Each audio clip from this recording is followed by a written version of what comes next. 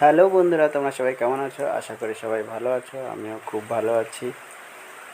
আবারও নতুন ডিজাইনের কিছু চিক, ঝুমকা, ফুলকান নিয়ে হাজির হলাম তোমাদের কাছে। দেখো, একদমই নতুন ডিজাইন।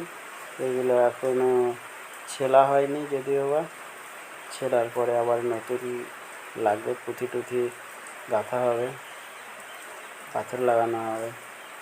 খুবই লাইট ওজন আর খুব ভালো লাগবে। এটা ঝুমকা, দেখো, ডবল টুইন ওয়ান ঝুমকা। ইচ্ছে হলে ঝুমকা পরতেও পারবে, খুলতেও পারবে।